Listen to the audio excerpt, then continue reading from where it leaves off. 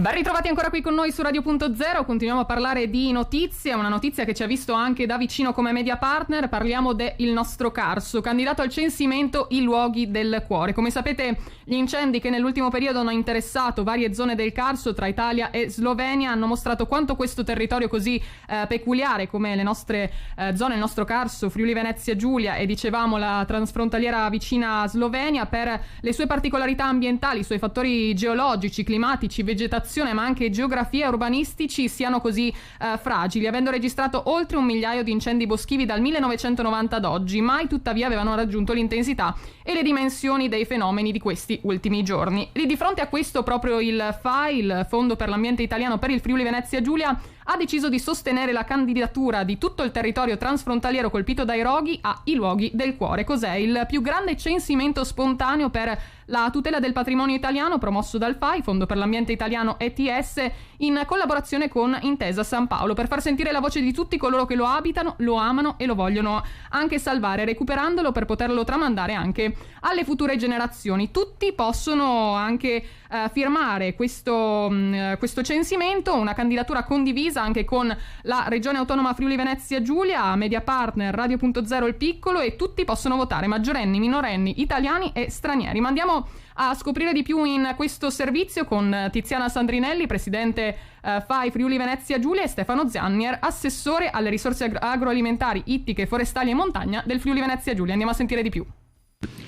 Oggi con l'iniziativa del FAI si va ad accendere un faro su un territorio molto particolare come quello del Carso, che ha valenze molteplici, da quelle storiche a quelle culturali a quelle ambientali. Un faro che tiene alta l'attenzione anche alla luce degli attuali eventi ancora in corso, purtroppo, che l'hanno portato agli onori delle cronache. È chiaro che un'attenzione che deve anche guardare a quella che è la condizione attuale, naturale e naturalistica di questo territorio, che è dovuta a un'evoluzione storica che ne ha anche cambiato la sua conformazione.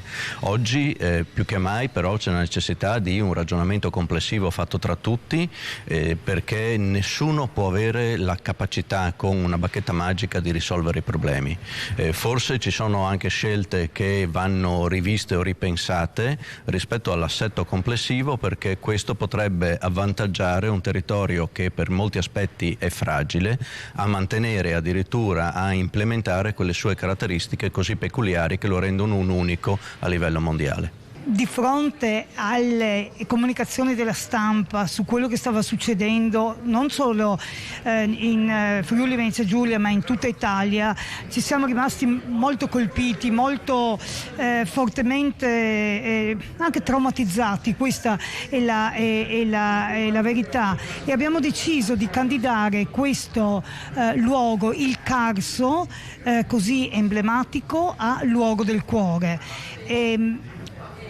Un territorio che è fortemente identitario da tanti punti di vista, quello morfologico, geologico, quello culturale, quello delle tradizioni, delle attività comuni, dell'architettura comune, e abbiamo deciso di scegliere di intitolare questo progetto Il nostro Carso, ispirandoci a Scipio Zlataper e traducendo in Naš Kras, proprio perché è tutto il Carso, sia quello italiano che quello sloveno, coinvolto.